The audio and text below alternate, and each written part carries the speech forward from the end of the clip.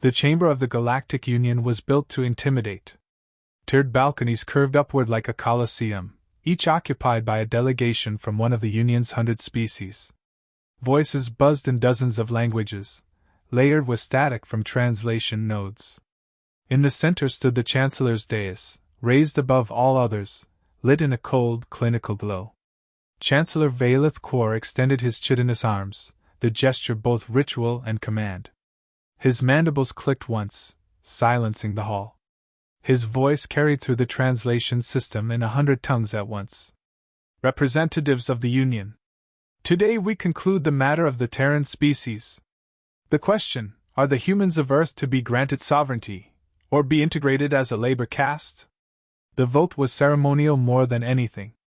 The decision had already been whispered, bargained, and bribed into inevitability.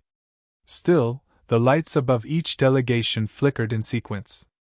Green for enslavement, red for clemency. One by one green. The Kothari, the Gralith, the Talvin. Even the usually cautious Valari turned their light emerald, sealing humanity's fate. The chamber filled with murmurs of satisfaction. Not a single red light. Kor's voice cut like steel. The vote is unanimous. Earth is denied sovereignty. Humanity will be contained, processed, and reassigned as laborers under Union oversight. This is mercy, for their own survival. Across the void, orbiting Earth, Admiral Elias Kane stood on the command deck of the Resolute. The transmission played on the central holotable, the image of the Chancellor's decrees flanked by the endless field of alien delegates. No one on the bridge spoke. Officers stared at the verdict as if watching their own death warrants signed. Kane's jaw tightened, but his eyes burned steady. He allowed the silence to linger until it was suffocating. Then, he turned to his crew. "Well," he said at last, voice calm. "There it is. Every last one of them. Not one hand raised for us." "Good." Commander Ilarin, his second-in-command, frowned. "Good, sir? They've condemned the entire planet. They've done us a favor." Kane leaned on the console, gaze sweeping the bridge. "If even one species voted against, we'd waste time hoping for allies. Now we know the truth. Every last one of them wants Earth in chains.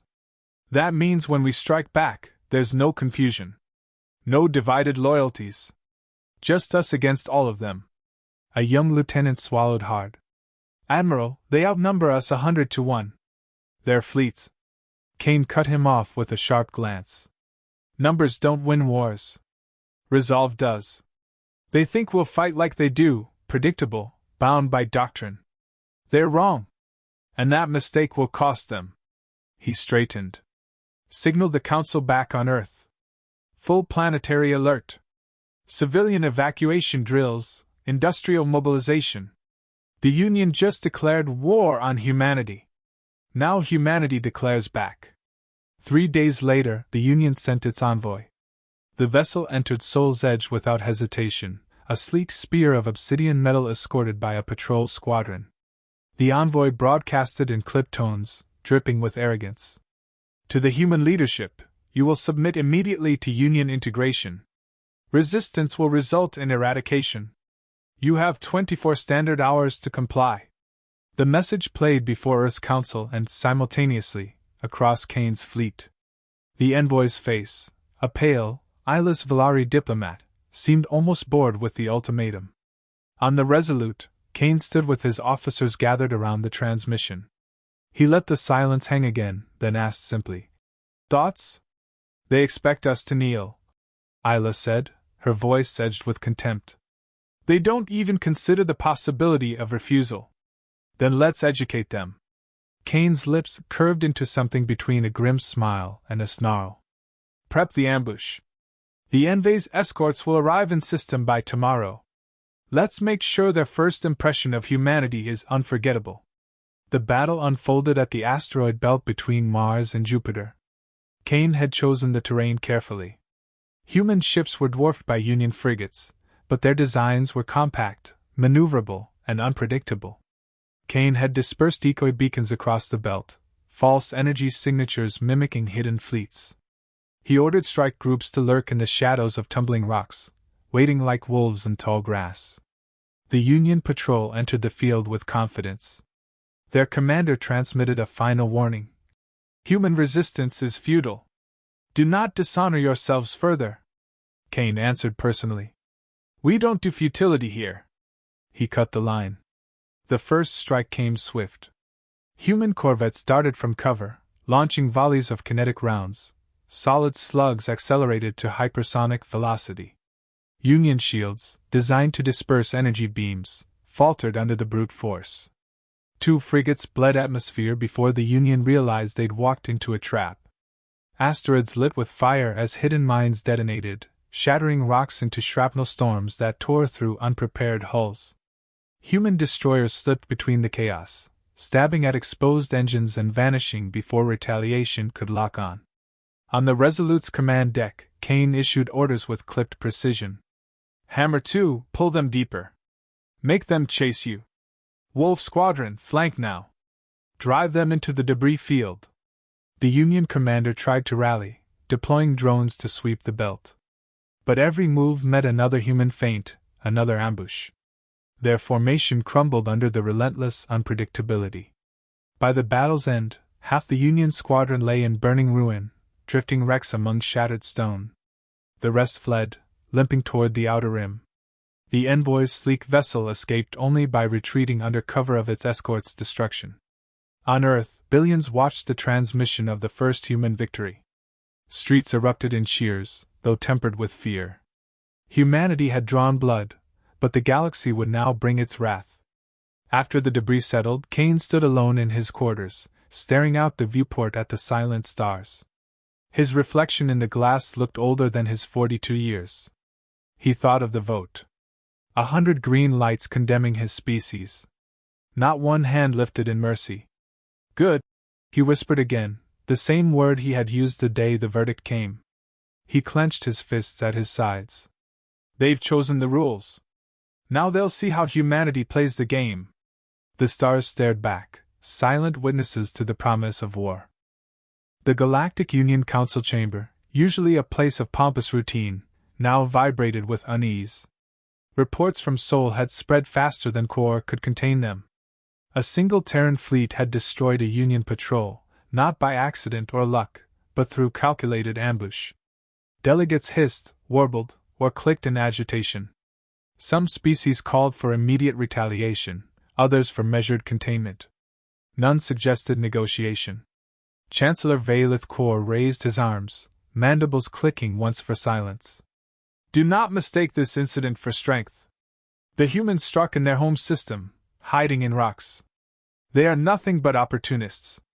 We will crush them with overwhelming force, as we always have with unruly species. The chamber responded with forced agreement.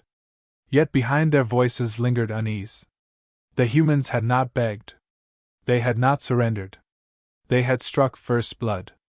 In orbit above Earth, the Resolute hummed with activity. Repairs and resupply filled the decks, but morale surged higher than Kane had ever seen. Crews walked with purpose, eyes brighter, steps firmer. A victory, however small, had lit a fire. Commander Isla Rin joined Kane on the bridge. She carried a datapad heavy with intelligence reports. Union movements indicate they're redirecting fleets from the rim. They're planning retaliation. Large scale. Kane nodded, unsurprised.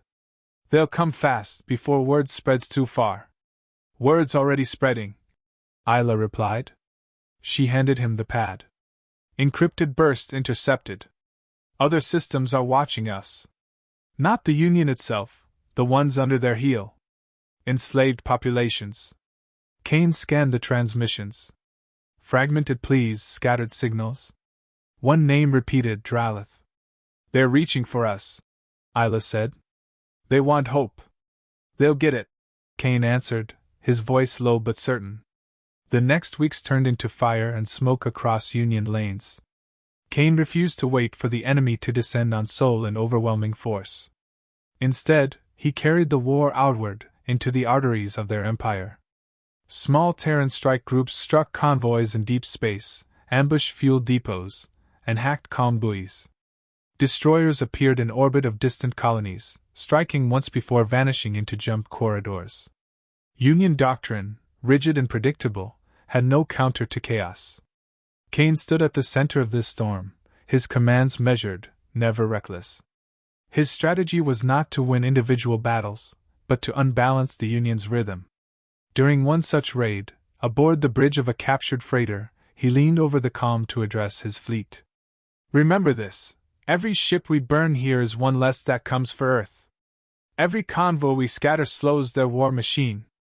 We don't need to match their numbers. We just need to make them bleed faster than they can heal." His officers responded with grim assent. They were tired, supply lines stretched, but the fire had not dimmed. In the Union Council, the pressure mounted. Reports piled higher, painting a pattern no delegate could deny. Human tactics were unconventional, their losses outweighed by disproportionate damage inflicted. More troubling, whispers of rebellion echoed among enslaved worlds. A reptilian delegate hissed in panic. "If humans continue unchecked, they will ignite our own subjects. They will see what is possible." Kor dismissed the concern with scorn. "They are gnats swarming a giant. They sting, yes, but one strike of our hand will scatter them." Yet when the hand struck, the gnats did not scatter. The Resolute's war table glowed with a map of enemy positions. Kane studied it in silence. Isla stood nearby, her arms crossed. "We're stretched thin," she warned. "Every raid costs us fuel and munitions. Morale is high, but if we keep pushing this hard, exhaustion will break us before the Union does." Kane's eyes stayed fixed on the map. "You're right. We need more than victories. We need allies." She arched a brow. "Allies? From where?" "Every species voted for our enslavement. Not every species had the choice." He tapped a blinking icon, a transmission intercepted days earlier. The Dralith. The message had been faint, almost broken by encryption layers, but its meaning was clear: "We suffer under the Union's chains. If you resist, we will stand with you. Help us, and we help you." Isla frowned. "It could be a trap." "It could," Kane admitted. "But if we fight alone, we die alone. If even one people stands with us, it proves the Union is not invincible. That matters more than any raid." He turned, meeting her gaze. "Set a course. We're going to the Dralith." The rendezvous took place on the shadowed side of a dying moon, far from trade lanes. The Dralith ship was scarred, patched with scavenged hull plates. Its power readings showed strain, as if held together by desperation. Kane boarded with a small escort. The Dralith delegation met them in the airlock, tall, lean beings with scaled skin that shimmered faintly in the dim light. Their eyes held both fear and determination.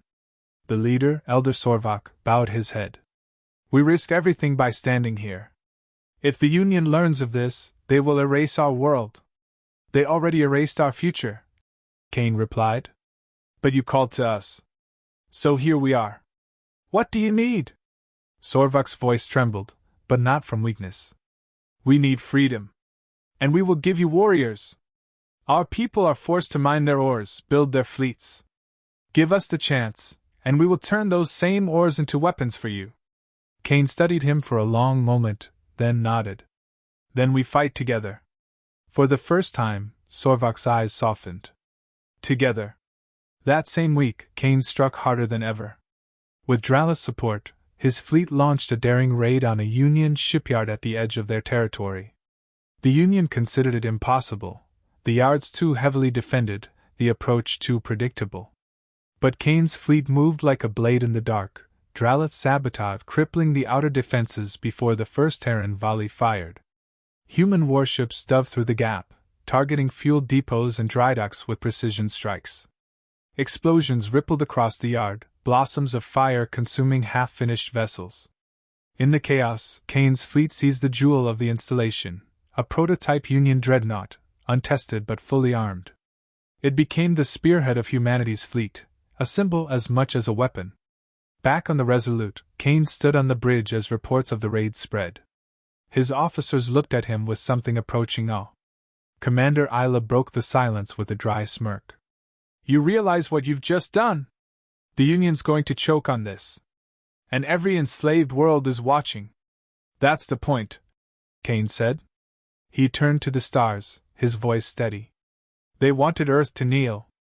Instead, we'll show them how to stand. The galaxy was listening now. And the fire was spreading. The chamber was silent save for the faint hum of the translators embedded in the walls. The same chamber where, years ago, representatives of every major species had raised their hands and sentenced Earth to chains. The irony wasn't lost on Commander Elias Kale as he walked through its doors. This time, he wasn't the accused. He was the arbiter. The counselors sat stiffly in their seats, their regal posture broken by exhaustion and unease. The Vrathi chieftain, whose booming voice had once declared humanity too reckless to govern itself, now avoided Kale's gaze. The serpentine RYYTH, masters of genetic domination, coiled tighter upon their dais. They had thought Earth weak, disorganized, easy prey. They hadn't expected resilience forged in centuries of surviving their own worst instincts. Kale stopped at the center podium. His boots echoed sharply, a reminder that the humans were not guests here. They were victors. You voted once, he began, voice steady but edged like steel. To enslave Earth. To break our people into labor, to strip our world clean. You thought we would bow. He paused, letting his gaze sweep the room. And now you beg us for protection. The silence broke with a guttural rasp. Chancellor Othar of the Kalari leaned forward, his translucent skin shimmering faintly. We underestimated your species. That was a mistake. But the Dominion threat grows beyond any one world. If they reach the core systems... Kale cut him off. If they reach. If they are not stopped. You speak as if humans have not already faced what you now fear. He leaned forward, his words sharp. You wanted chains for us. Instead, you've given us steel. The chamber vibrated with whispers. Counselors muttered to each other in hushed tones, translators struggling to catch the overlapping voices. General Threx of the Vrathi slammed his clawed fist on the table. Enough rhetoric, Kale. You cannot deny we need you. Our fleets are broken, our colonies burning. You have weapons strategy. What do you want? Name it. Kale's expression hardened. Here it was, the moment humanity had waited for. Retribution could be demanded in 100 forms: territory, tribute, vengeance. But Kale wasn't here for petty revenge. Humanity had endured centuries of division. They had learned the cost of infighting. The lesson burned into them was simple: survival demanded unity. What I want, Kale said, lowering his voice so every word landed like a blow, is an end to the arrogance that brought us here. No more votes to enslave, no more decrees from thrones. Humanity will not be subject to your council. Humanity will lead it. The declaration detonated across the chamber. Shouts erupted, accusations, curses, pleas. Some laughed in disbelief. Others recoiled in fear. You would place your species above all others? Spat the RYYTH delegate, his forked tongue flicking in anger. You think yourselves fit to command? Kale didn't flinch. Not above. Ahead. There's a difference. You wanted humanity broken because you saw in us a mirror, ambition, aggression, the will to fight when logic says yield. You feared what we might become. Now you see why. He signaled with his hand. The chamber's hollow projectors flared to life. Images filled the air, scorched Dominion war hulks drifting silent, entire armadas torn apart by coordinated strikes. The recordings of human-led fleets fighting not with overwhelming numbers, but with brutal precision and adaptability. Soldiers in black exosuits striking behind enemy lines, collapsing supply chains, crippling command ships. This, Kale said, pointing to the wreckage spinning in holographic display, is what happens when you try to break a world that refuses. We survived because we had no choice.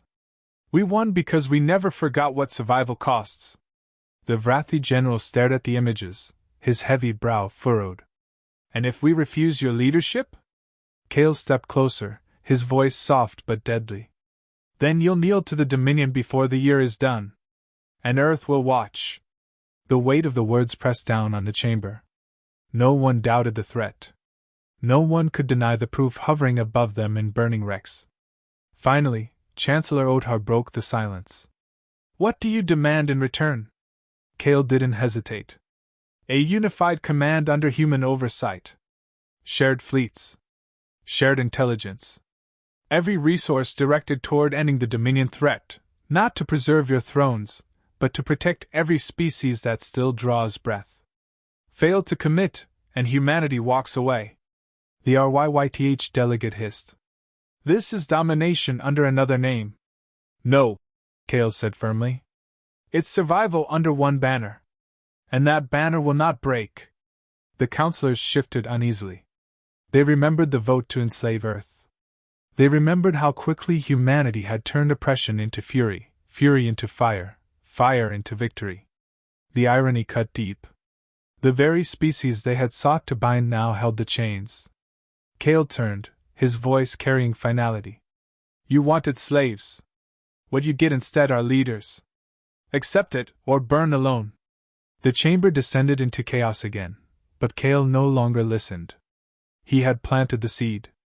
Humanity had stepped into the role history had forced upon them. And as he walked from the chamber, the weight of command settled heavy on his shoulders, but his stride did not falter. Because this was not revenge. This was survival written in the stars.